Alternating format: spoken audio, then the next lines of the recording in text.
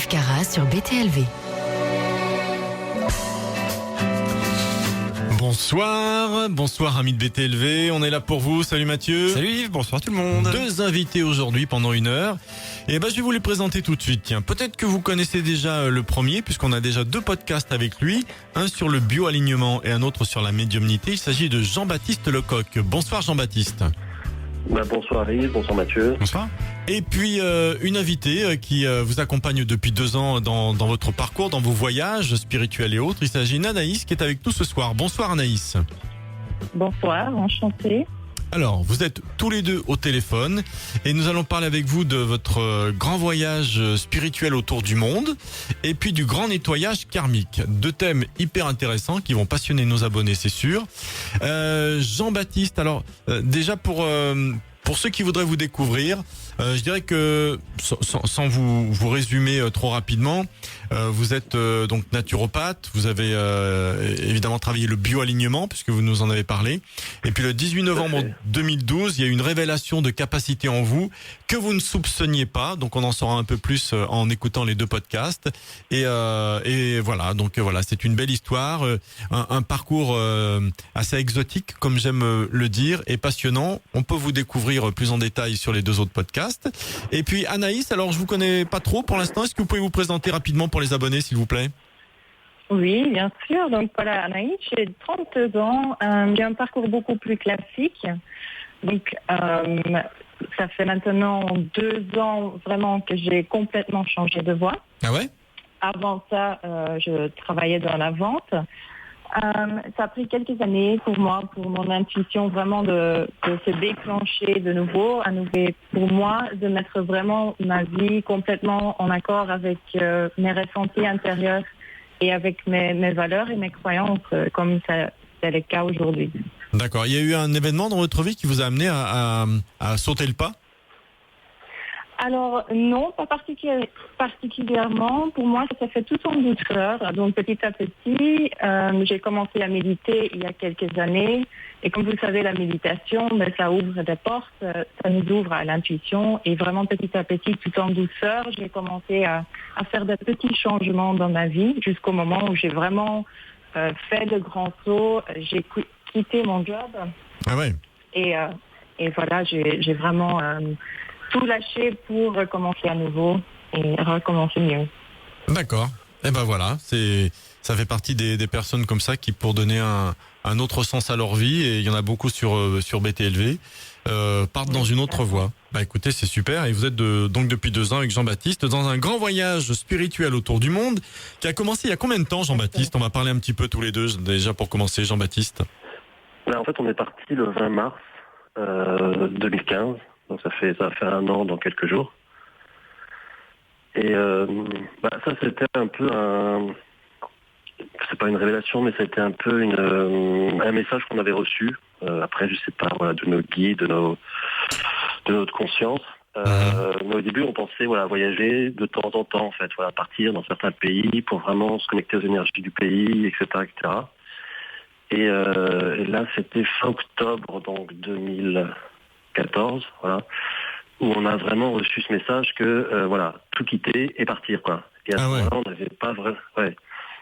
Et le truc, c'est qu'en fait, on sent si c'est ok pour nous, il y a une vibration en fait très forte, en fait. On sent, c'est de la joie, en fait, très très intense, en fait, ouais. Donc là, on se dit c'est ok. Sauf que là, on commençait à mettre plein de choses en place et ça commençait à bien fonctionner par rapport à nos stages, par rapport aux conférences qu'on donnait, par rapport à... on organisait pas mal de méditations. Donc c'était vraiment tout quitter et partir et vivre ce qu'on avait vraiment à vivre, voilà. Donc c'était un peu surprenant, mais c'était ok. Mais le truc, c'est qu'on n'avait pas l'argent, quoi. Et une semaine plus tard, j'avais un bien immobilier qui traînait. Ça faisait 4 ans que je voulais vendre un appartement que j'avais eu avec mon ex-femme. Et là, ça s'est débloqué. Et la vente s'est faite très rapidement, en fait. Ouais. Donc on avait l'argent pour partir, en fait. Ouais. D'accord. Ça s'est fait comme par hasard, bien sûr. Hein. Voilà, on va dire ça comme ça. On va dire ça comme ça, évidemment. Ok, ça vous a permis de prendre la route et d'arrêter tout ce que vous avez fait avant, parce que vous avez un site internet quand même où on peut justement voir et vous suivre. Mais vous avez arrêté tout ce qui est stage séminaire, vous revenez de temps en temps, ou vous êtes parti vraiment le 20 mars 2015 et vous êtes parti et vous reviendrez quand vous reviendrez, ou vous faites des sauts de puce, comment ça se passe? Donc oui, parce que là on a vraiment lâché l'appartement, on a vendu toutes nos affaires, on a donné plein de choses aussi, des livres, etc. Voilà, et on a juste gardé l'essentiel, quoi, juste dans un sac. Pendant 2 maintenant, mais au début c'était juste dans un gros sac et on est parti, quoi. Et là non, on savait pas du tout ce qui allait nous arriver en fait, ouais, si on allait refaire des stages, si voilà. Donc on s'est un peu laissé le temps dans ce voyage en fait, et voilà, c'est un peu le grand saut en fait, ouais. D'accord. Ouais, et ça fera certainement l'objet d'un livre, hein, rassurez-moi. Il faudra mettre tout ça noir sur blanc quand même. Oui, on y pense pas mal, ouais. Ouais. On écrit beaucoup, donc après il suffit de remettre en place les choses, mais ouais, on a déjà pas mal écrit de choses, ouais. Ouais, il y a des choses on édite sur le blog, mais il y a d'autres choses, voilà, des notes, des choses qu'on n'a pas encore, voilà, donné, quoi. Donc ça sera, voilà. Mais on en parlera peut-être tout à l'heure par rapport au livre, parce qu'on a eu autre chose par rapport à ça aussi, ouais. Mmh. Est-ce que question alors pour Jean-Baptiste ou Anaïs, hein, est-ce que de voyager à deux finalement ne vous ferme pas peut-être plus à des rencontres, parce que quand on est deux, c'est déjà on se suffit presque à soi-même. Est-ce que voyager seul, on est plus en contact avec les personnes qu'on rencontre? Anaïs. Oui, je pense que ça dépend de la démarche que vous avez. Notre démarche, c'était vraiment, oui, de rencontrer des gens, de faire des rencontres, mais aussi le fait d'être à deux, ça nous permet d'avoir toujours un interlocuteur, quelqu'un qui nous comprend et quelqu'un avec qui on peut confronter ce qu'on ressent, ce qu'on vit pendant le voyage. Et pour moi, personnellement, ça me permet vraiment d'approfondir l'expérience et d'avoir un père Dieu qui regarde la même chose mais d'une autre façon. Donc ça me permet à chaque fois d'avoir une autre vision aussi sur les choses. Ah ouais, c'est pas mal, effectivement. C'est plutôt intéressant. D'accord. Alors, on s'excuse pour la communication téléphonique qui est pas super. Hein. Ça, je dis ça pour tous les abonnés et auditeurs de BTLV. Vous êtes où là? On vous appelle où? Alors, on est à Istanbul. Ouais. Ski, ouais. Voilà. Hein, donc voilà, on vous suit dans le grand voyage et bon, Istanbul, on a déjà 2 communications. On est très content de pouvoir vous parler tous les deux en même temps. Et ce qui explique que c'est peut-être pas parfait. Alors veuillez nous pardonner. Alors, vous avez commencé donc le 20 mars 2015. Racontez-nous un petit peu. Alors, il vous faudrait des heures et des heures, mais vous avez commencé par quel pays? Alors, on est arrivé par la... oui, vas-y Anaïs. Voilà, c'était... Anaïs, alors, allez. Nous avons commencé en Amérique latine et nous avons commencé le voyage en Bolivie, à La Paz. Donc, nous avons commencé le voyage à plus de 4000 mètres d'altitude. Ça change par rapport à la Belgique. Ouais, par rapport à la Belgique, 4000 mètres d'altitude. Oui, c'est assez plat la Belgique. Hein. Ça, c'est vrai, ça. Oui, il y a une grande différence. Voilà. Et puis nous avons fait un peu le tour de la Bolivie, le Pérou, la Chili, Argentine, le Canada ensuite. Puis nous sommes retournés en Europe. Nous avons fait quelques lieux énergétiques parce que nous cherchons toujours des lieux énergétiques ou des lieux qui nous attirent. Donc le voyage se fait vraiment de manière intuitive. On ne planifie rien en avance. On se laisse vraiment guidé par notre intuition et attiré par les lieux. Donc il n'y a pas d'ordre logique non plus dans le voyage. D'accord. Ah ouais. Donc, après, nous sommes revenus dans le sud de la France. Nous avons fait Rennes, le château Bugarache. Nous sommes remontés en Angleterre pour faire Glastonbury. Après, nous avons fait l'Écosse. Et puis, nous sommes repartis vers l'Est, via l'Allemagne, Prague, Budapest. De là, nous sommes descendus via la Bosnie, la pyramide de Bosnie, la pyramide de Bosnie, pour arriver en Égypte et pour finalement, aujourd'hui, arriver à Istanbul. À Istanbul. Et est-ce que vous avez, alors on va parler après en détail de vous vous laissez guider par l'intuition, mais peut-être que vous n'avez pas la même intuition au même moment. Ce que vous avez trouvé, les lieux énergétiques, ce que vous avez rencontré, de quelle façon ça vous a fait progresser aussi. Mais après Istanbul, il y aura autre chose ou vous vous laissez guider? Vous avez une date de retour, Jean-Baptiste? Alors, date de retour, non. Vous faites rêver quand même pas mal de monde là. Vous partez comme en bateau, on part, on sait pas quand on reviendra. Ça fait rêver tout le monde, ça un peu. Ouais, c'est vraiment ça, ouais. Et c'est vraiment au jour le jour. Le lendemain, c'est pas là. On va rester un peu de temps parce qu'on a besoin de se poser un peu après l'Égypte qui a été très intense. Mais voilà, c'est du jour au lendemain, on peut partir en fait. Et souvent, c'est un déclic tous les deux. On se dit ah tiens, il y a ça. Puis l'autre personne en même temps, elle me disait oui, Anaïs me dit bah oui, moi aussi j'ai vu ça en intuition en fait. Donc souvent on est synchro par rapport à ça. Donc ça c'est assez chouette en fait. Et là toute l'Amérique latine on l'a vraiment vécu comme ça. Et à un moment donné de partir au Canada c'était vraiment évident aussi bizarrement en fait, ouais, parce qu'on était vraiment en Amérique latine, on voulait faire tout un tour. Et il y avait un truc qui nous appelait au Canada. Après, on a su pourquoi quand on était là-bas, mais au début, voilà, c'est vraiment une intuition pure en fait. Ouais, c'est. Il n'y a jamais eu de tension, de discorde en disant tiens, je pense qu'il faut aller là et non, ou vous tombez toujours d'accord? Jusque-là, oui, toujours. Ça, c'est la femme qui répond. Ça, j'en étais sûr, ça. Non, mais, vous savez, moi, comme je dis, je suis toujours d'accord avec ma chérie. Hein. Quand elle dit un truc, je réponds oui, on est toujours d'accord. Comme ça, on est tranquille. Bah, c'est vrai que souvent, on fait notre truc dans notre coin. En fait, on a vraiment ouais, on peut l'avoir pendant une méditation, pendant ouais, ça va être des flashs comme ça, de là, on va aller, puis l'autre a les mêmes choses en même temps, en fait. Quand on en parle, on se dit, ah, bah oui, finalement, on a les mêmes envies, en fait, ouais. Ou alors ça peut être l'autre qui a vraiment une vision, puis tu te dis, bon, moi je vais me dire, oui, c'est juste aussi, voilà, donc c'est, ouais, ça se fonctionne différemment, mais c'est souvent toujours, voilà, ouais. Au niveau logistique pur, là, vous dites que vous savez pas où vous serez demain ou après-demain, mais avant de partir, vous avez un point de chute pour dormir. Bon, manger, ça va, on peut trouver un petit resto, un truc, mais au moins pour dormir. Bah là, on a toujours trouvé, en fait, quand on arrive dans une ville, bah il y a toujours des petits hôtels ou des hostals, en fait, qui sont pas très chers. Donc, voilà, on trouve toujours ça, en fait. Il n'y a jamais eu de. C'est pas j'irai dormir chez vous, l'émission de télé, quoi, non? Non, on n'a pas encore fait ça. Il n'y a pas de caméra. Vous filmez quand même certaines choses? Bah là, depuis peu, ouais, on a une petite caméra, donc on filme. Sinon, on a pris beaucoup de photos au départ.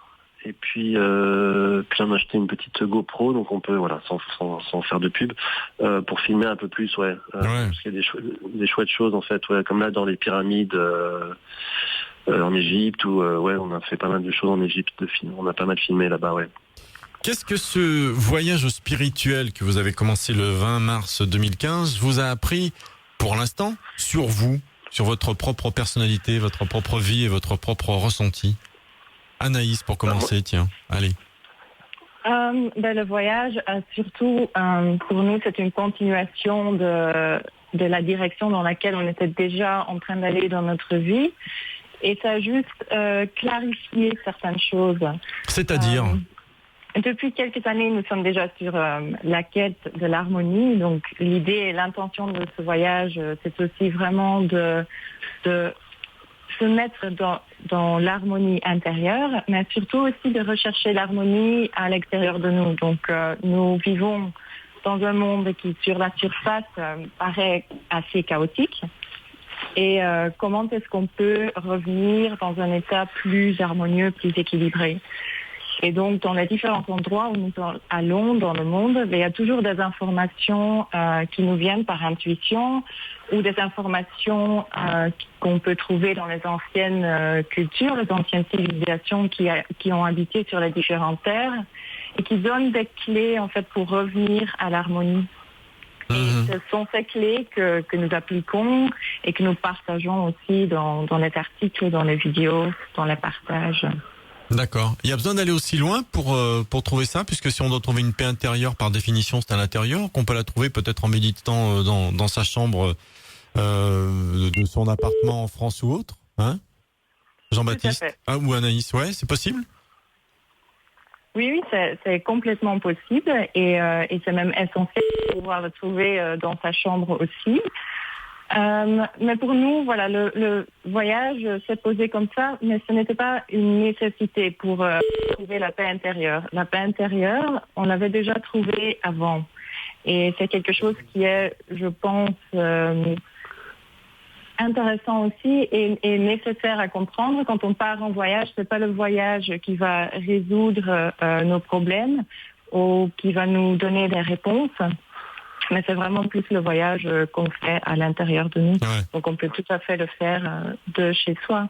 Mais ce qu'apporte le voyage, en plus, c'est l'émerveillement. Et c'est vraiment ça que nous voulons partager aussi avec les gens, l'émerveillement et le fait de s'intéresser à tout ce qui se trouve sur cette planète, toute la beauté qui se trouve sur cette planète qu'on a tendance à oublier parce qu'on est tellement confronté avec la laideur, justement avec l'aspect chaotique. Mais en voyageant et en découvrant les différentes parties du monde, on voit qu'il y a encore énormément de beauté qui reste, énormément d'harmonie qui reste aussi. Donc ça nous ouvre aussi au beau côté de la vie aussi. Oui, c'est pas une fuite, votre voyage. Et un voyage ne doit jamais être une fuite. Non. Ouais, surtout qu'on n'avait rien pour partir. En fait, tout se passait bien. Ouais, on était quoi. On était en paix. Là, on se trouvait bien. On vivait. Les stages fonctionnaient bien. Tout ce qu'on mettait en place se passait bien. Donc c'était plutôt un risque qu'on a pris en fait en partant. Ouais. Et Jean-Baptiste, tu m'as dit tout à l'heure que de l'Amérique latine, votre intuition vous a dit d'aller au Canada et que finalement, avec ce que vous avez trouvé, vous avez bien fait. Vous avez trouvé quoi au Canada ? En fait, on pensait voyager beaucoup là-bas. Et en fait, c'est pas du tout ce qu'on a fait. On s'est vraiment, ça a plus été des rencontres humaines. Ah ouais. On a rencontré, je l'appelle l'alchimiste, mais quelqu'un qui se connaît beaucoup en aromathérapie, qui s'appelle Monsieur Zayat.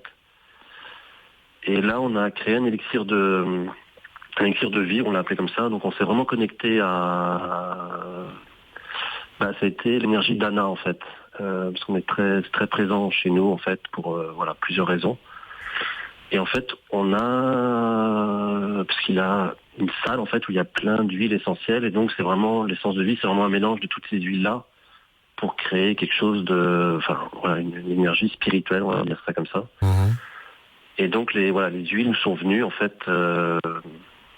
intuitivement. Et l'huile comment on appelle ça ? Comment il a appelé ça, Anaïs ? Il harmonise les huiles dans un énorme bol en cristal.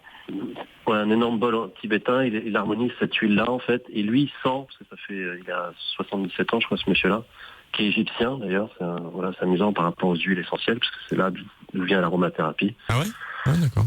Ouais. Oui, c'est les anciens Égyptiens qui ont... on retrouve ça dans les temples, en fait, en Égypte, ouais. Et les recettes, comment ils faisaient l'aromathérapie à l'époque, ouais. Donc, c'était amusant, que ce monsieur... Je crois qu'il est né au Caire, il est parti au Canada, là-bas, vers Montréal, 2 heures. Bon, c'est pas très loin pour eux. Et donc, c'était vraiment important, ce moment de connexion à ces huiles, de créer cette huile, cette essence de vie. Et c'était bizarre parce qu'on a appris là-bas que la Sainte Anne, se fêtait 3 jours plus tard après qu'on ait créé cette huile, cette essence de vie. Et c'est un pèlerinage, Sainte Anne, au Québec, qui est très important pour les autochtones. Pour les gens donc il y a un pèlerinage tous les ans où il y a des miracles, c'est un peu leur lourde... Sainte-Anne de... Comment c'est, Anaïs ? Le nom de la... Le nom de la ville, Sainte-Anne de... Je peux pas vous aider là. De Beaupré. Sainte-Anne de Beaupré, voilà. D'accord. Ah, c'est bien à deux, vous êtes vraiment complémentaires. Hein. Chaque fois, il y a la réponse. Oui, bravo. Voilà. Bien trouvé, bravo, super. Bel équilibre. C'est un pèlerinage très important. Et là, on a vraiment eu des révélations aussi sur nous. Ça a réveillé des choses en nous, en fait, peut-être transmettre encore plus dans l'amour en fait. Ouais, c'est vraiment quelque chose qui a été très très très fort en fait. Ouais. Donc on a fait le pèlerinage 3 jours plus tard et ça a vraiment été une révélation. Ouais. Ah ouais. Ouais. Une révélation personnelle, spirituelle. D'autres. Comment Une révélation spirituelle, personnelle, très forte à l'intérieur de vous. Ouais, c'était vraiment à l'intérieur de cette transmission, vraiment dans l'amour en fait et dans la non-attente en fait. Parce qu'on l'avait peut-être plus mentalement, ça. Se dire, bah oui, on transmet dans l'amour mais là, on l'a vraiment ressenti, en fait. Ouais, c'était vraiment très fort. Donc, je peux pas tellement expliquer. Ouais. C'est vraiment, et pour Anaïs et pour moi, tu peux me dire, Anaïs. Anaïs aussi, t'as ressenti Oui, ça? exactement. Oui, vraiment, c'était vraiment une connexion à l'amour inconditionnel. Et vraiment un moment où on a vraiment pu lâcher parce que on a lâché tous les bagages, on a lâché toutes nos possessions matérielles avant le voyage, mais petit à petit, pendant le voyage, on lâche aussi les choses immatérielles. Et là, on a vraiment lâché les attentes qu'on pouvait avoir envers d'autres personnes ou les attentes qu'on pouvait avoir vis-à-vis de nous-mêmes ou vis-à-vis du voyage. Donc, C'est vraiment voyage. D'accord. C'est vraiment l'instant présent, le carpe diem, ici et maintenant, alors. Exactement, oui. C'est pas. C'est nécessaire d'être dans cet état d'esprit pour rester dans un état de fluidité.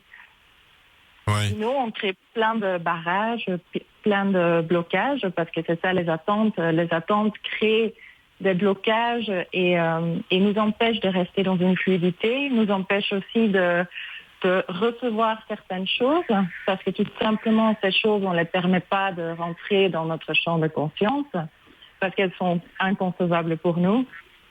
Et donc, on va limiter nos possibilités. Donc, j'ai vraiment, oui, ressenti que depuis ce moment, il y a vraiment quelque chose qui a déclenché et que il y a beaucoup plus de possibilités qui peuvent du coup rentrer dans notre réalité. Il y a des portes qui se sont ouvertes. Oui, plein de portes. Complètement. Des milliers de portes. Ah ouais. Et quel est le... Oui, Jean-Baptiste. Non, puis là-bas, il y a eu vraiment d'autres rencontres qui sont un début de plein de choses différentes, en fait. Donc, on va pas rentrer dans le détail, mais il y a vraiment eu quelque chose au niveau des personnes qu'on a rencontrées, en fait. Et c'est vrai que j'ai l'impression qu'il y a comme un fil conducteur que on comprend peut-être pas pour le moment, mais il y a plein d'indices, sur le chemin qui nous fait dire oui, on est dans le vrai, mais pour l'instant, on n'a pas encore toute l'explication. On n'a pas encore toute l'explication, c'est pour ça que ça va prendre du temps si on écrit un jour là-dessus. Ouais. Mais il y a vraiment un fil conducteur, voilà. Et à votre avis, Jean-Baptiste et Anaïs, vous faites donc ce chemin personnel, intérieur, avec plein d'évolution, d'élévation. Est-ce que ça peut se transmettre, ça, sans faire le même voyage que vous, à votre avis? Alors c'est très intéressant, parce qu'en fait on fait aussi des rituels de temps en temps. On a fait au lac Titicaca, en Bolivie. On en a fait, donc c'est en fait on invite les gens, n'importe qui, voilà, à se connecter en même temps que nous. Donc voilà, c'est surtout Anaïs sur l'Académie méditation, elle va peut-être plus en parler après. Donc voilà, on envoie une méditation, on envoie une énergie par rapport au lieu. Et souvent les retours, c'est que les gens nous disent ah oui, c'est drôle parce qu'on a vraiment l'impression d'être avec vous, de vous suivre, qu'ils soient sur Facebook ou non même. C'est vraiment un ressenti en fait. Ouais. C'est comme si on les avait pas, il y a tout un groupe de personnes comme ça qui vraiment ont l'impression d'être avec nous en fait. Ouais. D'accord. Donc, Une sorte d'égrégore quoi. Anaïs? Oui, c'est un peu comme ça, oui. Pour nous, le voyage prend vraiment son sens parce qu'on peut le partager avec d'autres personnes. Et les énergies sur les différents lieux sont bénéfiques pour nous, mais peuvent aussi bénéficier à d'autres personnes. Et parce que nous sommes là, nous pouvons faciliter cette connexion pour les personnes qui ne sont pas en voyage ou qui n'ont peut-être pas pour l'instant l'opportunité de voyager.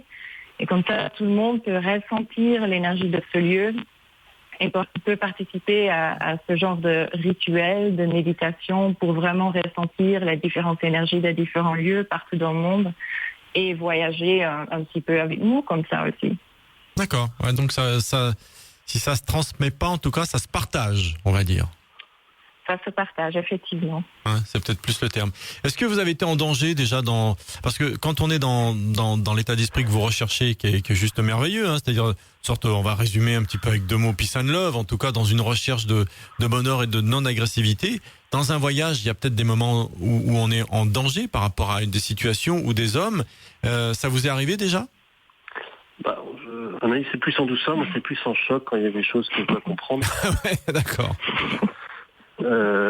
Oui, en fait, au bout de 15 jours de voyage, j'ai attrapé la fièvre jaune en Bolivie. Donc là où j'avais... au début, je savais pas que c'était ça, mais après, je me suis aperçu qu'on avait une chance sur 3 de s'en sortir, vraiment. Bah ouais, quand même. Et que ça se soignait pas, en fait. Et moi, je me fais pas vacciner. Enfin, ma mère m'a jamais vacciné non plus. Donc, j'ai pas eu le réflexe de faire le vaccin contre la fièvre jaune. On peut l'attraper quand même avec le vaccin, mais c'est beaucoup moins fort que ce que j'ai eu moi, en fait. Ouais. Moi, c'était vraiment très, très puissant, ouais. T'as failli passer, quoi, en clair. Oui, ouais. Donc en fait, on peut soigner les symptômes. Donc voilà, les vomissements, voilà, j'avais pris un médicament mais qui était trop fort, enfin bon, bref. Donc oui, j'avais fini à l'hôpital. Mais c'était bizarre parce que juste avant d'arriver à l'hôpital, parce que l'arc-en-ciel nous suit très souvent dans notre voyage, on a même écrit un article dessus comme un signe. Et juste avant d'arriver à l'hôpital, on a vu un arc-en-ciel. Et le nom de l'hôpital, c'était Arco-Iris, arc-en-ciel en fait. L'hôpital s'appelait Arc-en-ciel aussi, ouais. Uh-huh. Et là, la médecin qui m'a donné ce qu'il fallait. Donc voilà. Mais c'est vrai qu'on a... Oui, il y a les 8 jours de... Voilà, soit on passe les 8 jours et c'est bon. Donc j'avais passé les 8 jours à ce moment-là, en fait. Ouais, quand même, d'accord. Et là, j'ai eu une compréhension de... Parce qu'après, je me suis dit, c'est bizarre, au bout de 15 jours, d'avoir attrapé un truc assez dur comme ça. Et un soir, j'ai eu une connexion par rapport à une vie antérieure, voilà. Des trucs que j'avais du mal à croire avant, en fait. Oui, j'étais passé pas mal de croyances par rapport à plein de choses, dont ça. Et là, en fait, voilà, je me suis revu dans une... le message était vraiment que j'étais conquistador dans une autre vie. Et j'avais tué beaucoup d'indigènes, de D'accord. en Bolivie justement. Et c'était bizarre parce que la maladie était passée, mais j'avais toujours un problème, quelque chose au niveau du cœur en fait. Et j'avais quelqu'un qui m'avait fait un soin qui m'avait dit c'est bizarre, t'as comme une flèche au niveau du cœur en fait, comme si on t'avait tiré une flèche quoi. Je dis ouais, je ressens ça, c'était vraiment gênant. Et pendant cette connexion, ce message que je reçois intuitivement, cette époque-là, en fait, j'ai été tué par une flèche d'un Indien qui m'avait en effet qui m'avait touché au niveau du cœur et j'étais mort de ça. Ouais. Ah ouais. Donc et juste après la connexion que j'ai eue, j'avais plus mal du tout en fait. Ouais. Donc le message était donné et je pouvais passer à autre chose, comme si j'avais peut-être nettoyé une mémoire, ce qu'on m'a dit en fait, ce que je ressens aussi quoi. Ouais, donc les messages sont violents. Toi, tu les prends et pendant 8 jours, t'es HS et tu risques d'y passer, quoi. Et toi, Anaïs, c'est plus en douceur, alors? Tu perds 12 kilos. Ah ouais? Complètement. Ouais. 12 kilos, ah ouais, 8 jours, d'accord. Oui, Anaïs, pardon. Non, c'est comme vous dites, nous sommes complémentaires. Donc, s'il y a une personne qui est dans le choc, l'autre, il faut que ça se passe de manière un peu plus douce. Aussi pour pouvoir se soutenir pendant le voyage. Ah, c'est mieux, c'est bien. Tout à fait. Moi, je suis assez heureuse avec cette situation.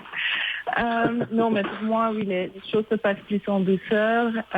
J'ai des confrontations aussi à des vies passées ou des mémoires karmiques, justement, qui remontent. Mais à chaque fois, la prise de conscience arrive assez vite et la situation est transformée assez vite. Donc, dans cette vie-ci, j'ai eu cette chance-là que les choses se passent en douceur.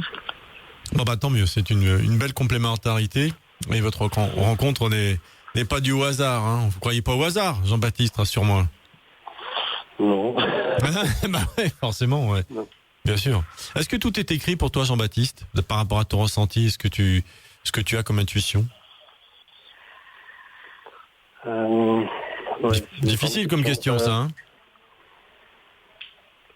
Ouais, c'est très, parce que c'est une questionnement il n'y a pas très longtemps d'ailleurs par rapport à ça. Je pense que oui et non en fait. Ouais. Je pense qu'on peut aussi. Il y a plusieurs chemins en fait. On peut D'accord, on a une part de responsabilité de l'autoroute est tracée, mais on peut prendre des chemins de traverse. Anaïs. Ouais, on peut. Oui, je vois plutôt ça comme une ligne de conduite, un fil rouge qui est déjà tracé dans notre vie. Donc une certaine énergie que nous incarnons et que nous avons décidé de manifester. Et après, il y a notre libre arbitre. Notre libre arbitre qui est un élément très important dans notre vie, qui va faire, si on suit cette ligne de conduite ou pas, on peut toujours décider de se dévier de sa mission de vie. de se dévier de son chemin de vie et de revenir aussi à ce chemin de vie. Mais le libre arbitre est très important là-dedans. Donc, il y a une partie vraiment qui est écrite, mais oui, il y a dans ce qui est écrit encore 10 000 possibilités. Donc, c'est pas du tout quelque chose qui est limité ou gravé dans le marbre non plus. Ouais, parce que le chemin ou la mission de vie est quelque chose d'assez général en fait. Et après, voilà, on la suit, on suit une énergie plutôt qu'un chemin en fait, peut-être même, ouais. On suit l'énergie plutôt qu'un chemin, ouais, ça c'est pas mal. Ouais. Une énergie de ce qu'on a œuvré sur Terre en fait, mais on peut le faire de différentes façons, je pense. Et je pense, j'avais eu un message comme ça par rapport au déjà vu, que c'est peut-être des moments où on se dit, ok, on est bien sur son chemin de vie en fait pour moi. Donc je sais pas, voilà, c'est vraiment une intuition que j'ai eue comme ça. Ouais. Ouais, vous avez des messages, et c'est bien, ça vous permet d'avancer dans ce que vous êtes. On va faire une petite pause, Anaïs et Jean-Baptiste, on va parler de 2-3 choses, du défi de la gratuité de conférence, et puis on se retrouve. Ne raccrochez pas, on revient. On est là pour vous avec Yves Carras sur BTLV. Alors première chose, une conférence avec Bob et Anne Tufigo que vous connaissez. Ce sera le mercredi 13 avril. Alors c'est à Paris, je sais que vous nous écoutez dans le monde entier, mais là c'est à Paris. Le titre de la conférence de Bob, ce sera Paranormal, mythe ou réalité. Ensuite il y aura une séance de médiumnité en live avec Anne Tufigo. C'est toujours très impressionnant, très intéressant, on y sera évidemment. Donc infos et réservations sur btlv.fr. Donc si vous êtes dans le coin ou montez, peut-être exprès pour ça, le mercredi 13 avril à Paris, ce sera de 20h à 23h à l'hôtel Bedford dans le 8e. Vous allez sur le site, vous aurez toutes les informations. Alors le défi BTLV, il est simple. On a 3 mois pour avoir 2000 abonnés de plus, 2000 personnes qui nous rejoignent, parce que voilà, pour être juste à l'équilibre et continuer à vous servir et à faire de belles émissions pour vous. Donc voilà, c'est le défi BTLV. Écoutez Bob. BTLV vous invite à relever le défi. Nous avons besoin de 2000 abonnés de plus pour assurer la pérennité de ce média libre et unique. Sans pub, seul l'abonnement nous permet de faire vivre l'équipe et de garantir l'existence de BTLV. Aidez-nous à relever ce défi. Parrainez quelqu'un de votre entourage et recevez en cadeau les 30 vidéos des prochaines rencontres du mystère et de l'inexpliqué. Pour savoir si le défi est en passe d'être relevé, vous pouvez suivre l'augmentation du nombre d'abonnés grâce au compteur installé sur le site. On compte sur vous.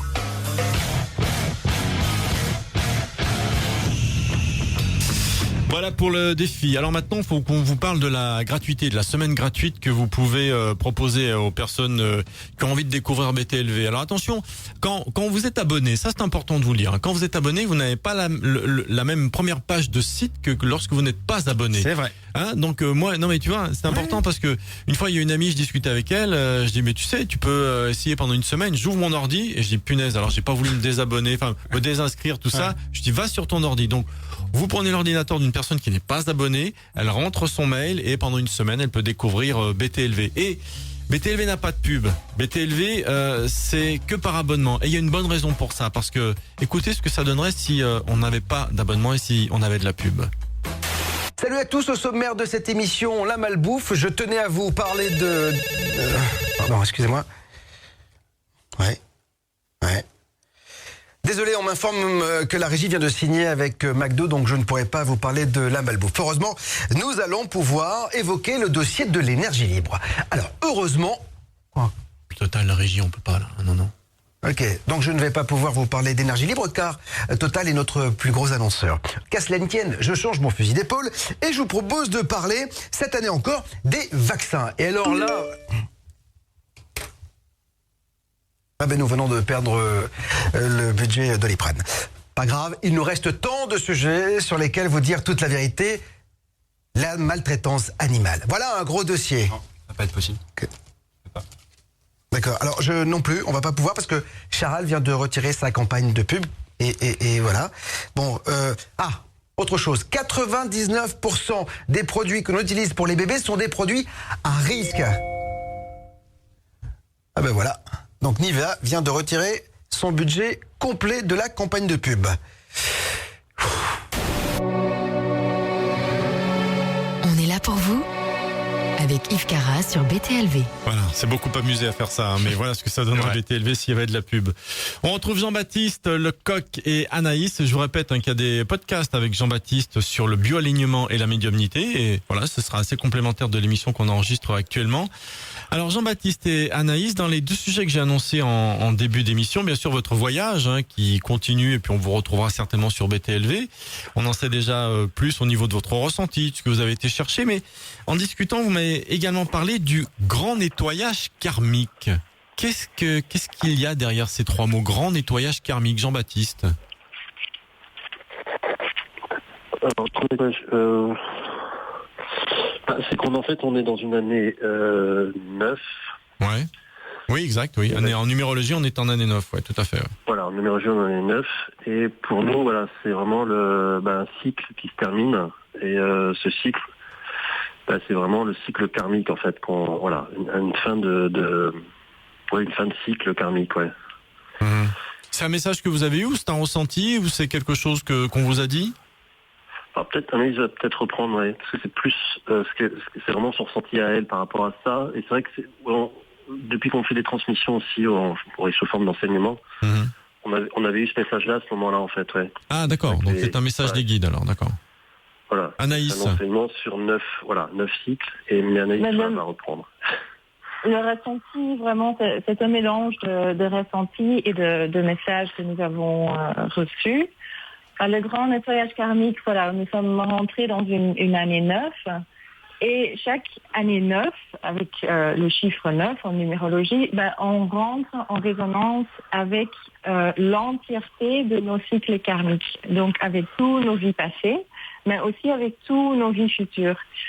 Et comme en année 7, ça veut dire que pendant cette vie-ci, nous avons l'opportunité d'aller régler certains schémas karmiques. En année 9, nous avons vraiment l'opportunité de régler certains schémas répétitifs ou certains schémas destructifs ou chaotiques qui reviennent dans chaque incarnation ou dans plusieurs incarnations. On a l'opportunité dans cette vie-ci et dans ce moment-ci de défaire ces nœuds et de régler pour une fois et pour toutes ces schémas destructifs. Et tant au niveau personnel qu'au niveau de la société. Ah ouais.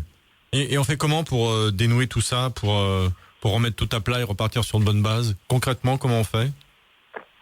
Concrètement, c'est déjà être en écoute de soi, parce que nous recevons des signes tout le temps. Donc ça peut être le corps qui montre des signes qui ne va pas très bien, des signes de mauvaise santé. Ça peut être les rêves. On peut avoir des messages dans les rêves, mais souvent on n'y prête pas assez attention.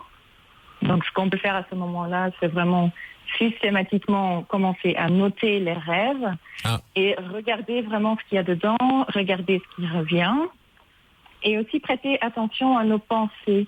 Donc dans une année 9, ce qui peut arriver, c'est que nous repensons régulièrement à des situations désagréables du passé ou à des personnes avec qui nous avons coupé. Et j'ai appelé ça les fantômes ou les démons du passé. Et on a vraiment le ressenti de se faire rattraper un peu par son passé. Mais c'est juste le fait que, en fait, notre passé n'est pas du tout derrière nous. Notre passé fait partie de nous. Et justement, ce petit rappel peuvent nous permettre de remettre une autre énergie dans ces mémoires qui sont toujours présents dans notre être, dans notre corps. Et de transformer cette énergie et de transformer les restes ou les cicatrices qui restent de certaines situations ou de certaines personnes. D'accord. Ce que tu veux dire, Anaïs, c'est que on essaie tous plus ou moins de guérir les cicatrices du passé, de l'enfance, de tout ça, mais que c'est le moment de le faire en année 9, que là ce sera beaucoup plus fort lorsqu'on le fera. On aura plus de chances d'arriver à un bon résultat. C'est ça qui est important vraiment, de dire pour toi? C'est beaucoup plus fort, c'est beaucoup plus fluide et vraiment l'énergie fera en sorte que ça se fera au plus vite et au plus doux que possible. Ah, au plus doux, ça c'est pas mal. Il n'y aura pas de fièvre jaune alors, hein? Ça dépend de la personnalité. Ah bah non, mais si on s'appelle Jean-Baptiste, on prend une fièvre jaune, on perd 12 kilos, là. Là, ça va arranger pas mal de mecs qui font des régimes, mais autrement, ce sera un truc plus doux, quoi. Ça dépend vraiment de la prise de conscience. Voilà, si on tarde à avoir une prise de conscience, ça peut se passer de manière moins douce. Mais si on a les prises de conscience, si on écoute de soi, vraiment, les nœuds vont se défaire très, très rapidement, très, très vite. Donc, ça dépend de la résistance qu'on a envers ce qui nous arrive ou de la prise de conscience. Ça dépend de la résistance que l'on a, donc il faut pour retrouver son chemin de vie, d'accord. C'est intéressant. Et pour comprendre ce qu'on nous dit, tu proposes quoi? On en revient toujours à la même chose, à la respiration, la méditation, descendre en soi pour mieux se connaître. Oui, la méditation, la respiration, mais c'est pas nécessaire non plus.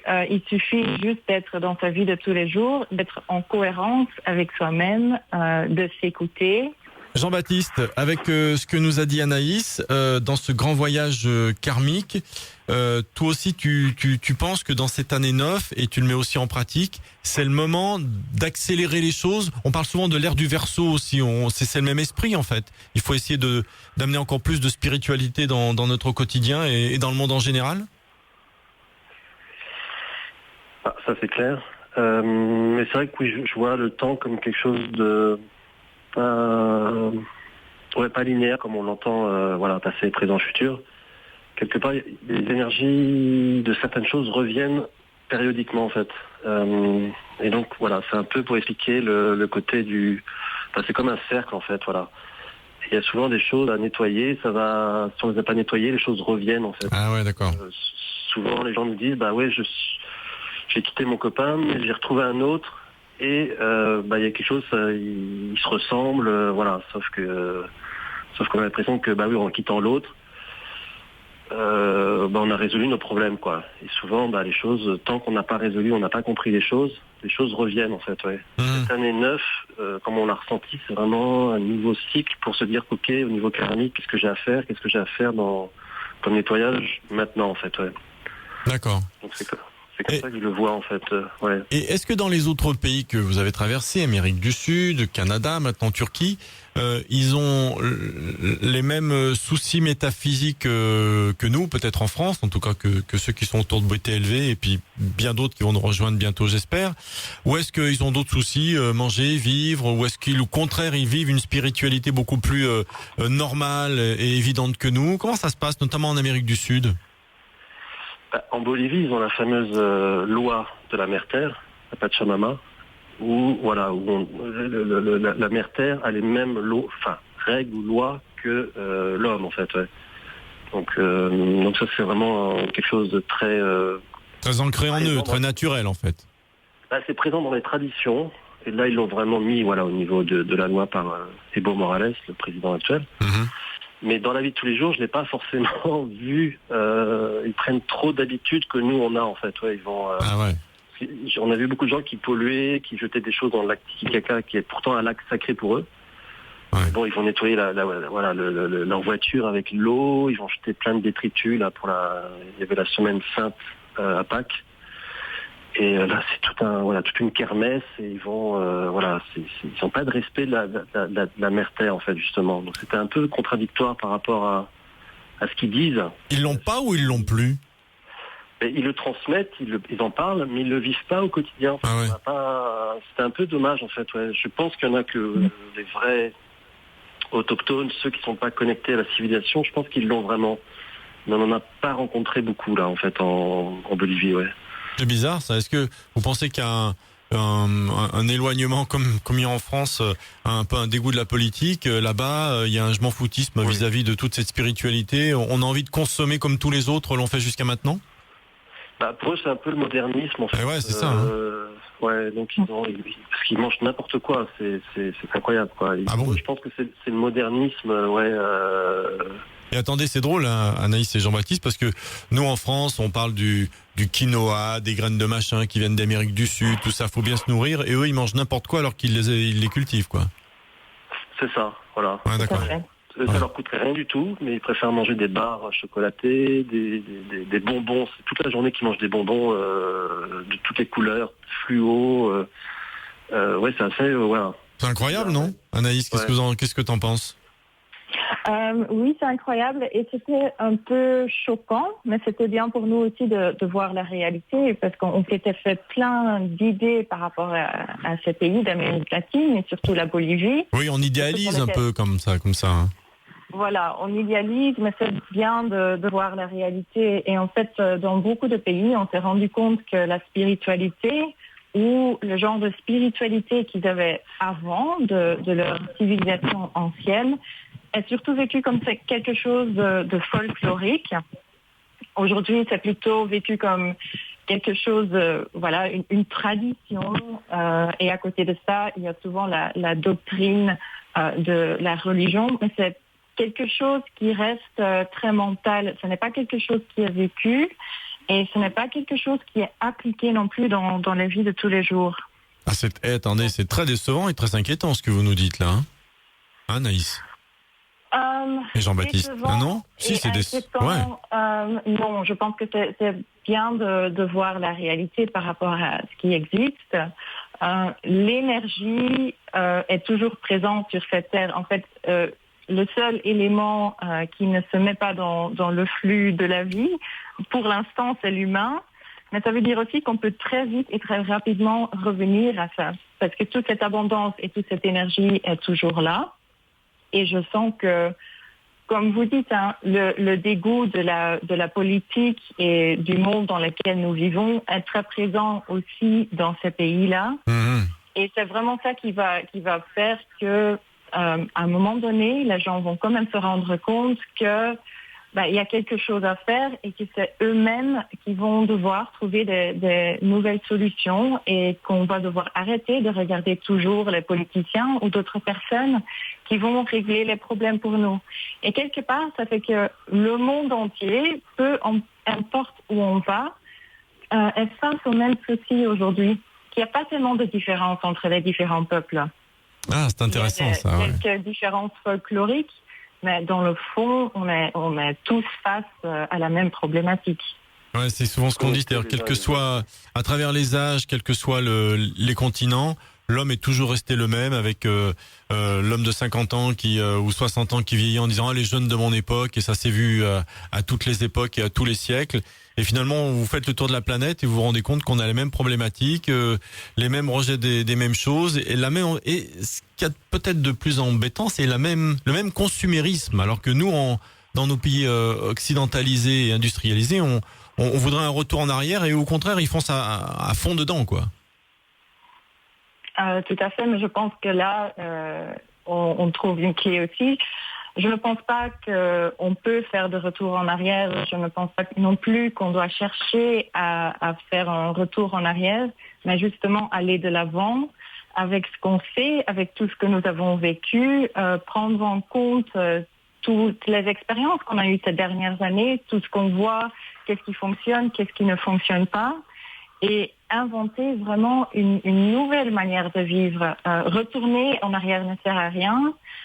Et surtout, si ce n'est pas fait avec une autre conscience des choses, ce qu'on a besoin aujourd'hui de faire, c'est vraiment prendre conscience de ce que nous faisons et agir en conscience, remettre la conscience dans chaque partie de la vie, dans chaque acte, et en commençant bien sûr avec sa vie personnelle.